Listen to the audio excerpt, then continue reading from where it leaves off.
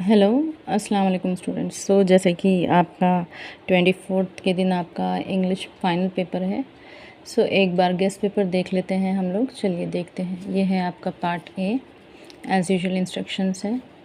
तो प्लीज़ ये पैराग्राफ पढ़ के आंसर्स लिखने की कोशिश करिए, या चाहे तो प्रैक्टिस कर लीजिए एक बार। और ये है आपका पैराग्राफ बी, सेकेंड पैराग्राफ। ये भी देखकर एक बार रीड करके unity in diversity in India से लिया गया है, टेक्सचुअल है, तो लिहाजा एक बार पढ़कर आंसर्स लिखने की कोशिश करिए।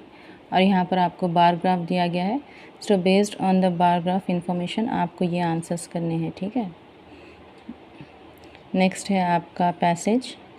ये पैसेज पढ़ के जो अंडरलाइन किया गया है उसको यहाँ पर जो नीचे इंस्ट्रक्शन है वो हिसाब से आपको रीराइट करना है, चाहे वो इन डायरेक्ट स्पीच रहो, बिगनिंग फॉर्म रहो, replacing question tag, direct speech, या बिगनिंग विथ कमिंग, ठीक है, एज़ पर इंस्ट्रक्शंस। नेक्स्ट है आपका ये वाला क्वेश्चन नंबर 14। ये आपका आ जाएगा मेजर डिस्कोर्स माइनर डिस्कोर्स में, ठीक है। तो फर्स्ट आपका है व्हाट इज़ माय नेम। तो ये जो आपका लेसन में व्हाट इज़ माय नेम, इसके बेसिस पे आपको लिखना है, ड्रामा प्ले स्क्रिप्ट करना है, या फिर आपको लेटर लिखना है ग्लोबल वार्मिंग के एडवर्स इफेक्ट पे, ठीक है। नेक्स्ट उसमें थोड़े पॉइंट्स दिए गए हैं, जैसे कि कॉज हो गया, इफेक्ट्स हो गया, मेजर्स हो गया और रोल्स हो गया। नेक्स्ट आपका 15th क्वेश्चन जो है उसमें क्या है, एटीट्यूड इज़ एल्टीट्यूड। तो आपको निक क्लासमेट के बराबर ख़ुद को इमेजिन करना है, जो कि निक के क्लासमेट है, और उसके हिसाब से आपको यहाँ क्या करना है, डायरी एंट्री। नेक्स्ट 16th जो क्वेश्चन है आपका, उसमें क्या है, आपको ख़ुद को कल्चरल क्लब का सेक्रेटरी इमेजिन करके सेव वाटर कैंपेन के लिए पोस्टर बनाना है, और उसमें ये जो पॉइंट्स है वो आपको कवर करनी है, ठीक है। ये है आपका पार्ट बी में एज यूजुअल इंस्ट्रक्शंस है। ये पोएम पढ़ के आपको यहाँ ग्लॉसरी दी है, यहाँ पर से जो क्वेश्चंस है उसके आंसर्स लिखना है, ठीक है। नेक्स्ट है आपका पैसेज, करेक्ट करके रीराइट करके लिखना है आपको दी गई स्पेस में। नेक्स्ट है आपका पैसेज, फिर उसके हिसाब से जो नीचे दिया गया है जो सही फॉर्म है वो लिखना है आपको, ठीक है। नेक्स्ट पैसेज में आपको क्या करना है, आपको जो अंडरलाइन पार्ट है उसका जो भी है यहाँ पर, जैसा कि मीनिंग लिखना है, करेक्ट फॉर्म लिखना है, सिनोनिम लिखना है, सूटेबल भी लिखना है, और एंटोनिम लिखना है। एक चीज़ हमेशा याद रखिए, synonym same, antonym opposite, anti opposite always.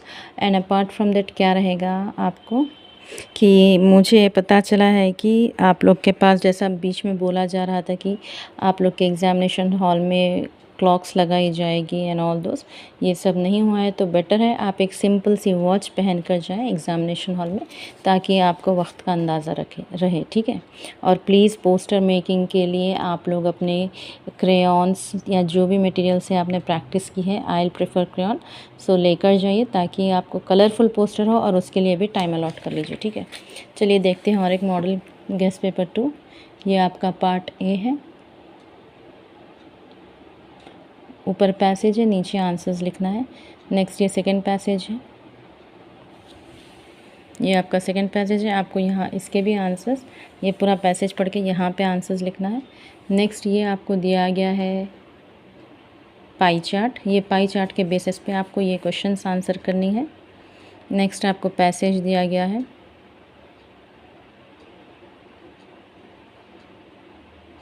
ये जो क्वेश्चन अंडरलाइन पार्ट है इसको जिस तरीक़े से डायरेक्ट किया गया है उसी तरीक़े से आपको लिखना है आंसर बुकलेट में, ठीक है।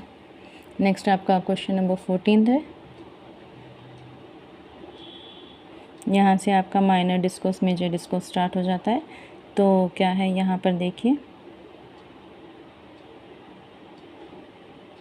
ग्रीन बेल्ट मूवमेंट के बारे में जो पूछा गया है, आपको एक as a famous journalist imagine करना है और इंटरव्यू लेना है वंगारी माथाई का, और उसके ऊपर स्क्रिप्ट लिखना है ये इन्फॉर्मेशन यूज़ करते हुए, ठीक है। नेक्स्ट आपका क्या है, importance of education for girls के लिए आपको एक ऐसे लिखना है ताकि उसकी अवेयरनेस हो सोसाइटी में। नेक्स्ट आपका क्वेश्चन नंबर 15 में क्या है कि आप सरदा है और इसके हिसाब से आपके सरदा के फीलिंग्स की डायरी एंट्री करना है। नेक्स्ट आपको क्या है प्लास्टिक वेस्ट के बारे में। अब इसमें आपको क्या करना है, पोस्टर बनाना है, ठीक है। नेक्स्ट आता है आपका पार्ट बी। चलिए देखते हैं पार्ट बी क्या है। ऊपर का पैराग्राफ पढ़ के आपको ये MCQ सॉल्व करना है, ठीक है, जो भी है। नेक्स्ट ये पैसेज में आपको रीराइट करना रहता है। नेक्स्ट ये पैसेज में आपको ये जो ब्लैंक में जो वर्ड आएगा सूटेबल वर्ड यहाँ पर लिखना रहेगा। A B है, C है, D है। और ये पैराग्राफ जो अंडरलाइन पार्ट है उसको ये हिसाब से आपको आंसर करना है।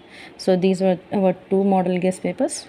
So just check how much you have prepared. In case you have skipped something, still you have time to go for it. And as usual, all the best. Bye bye.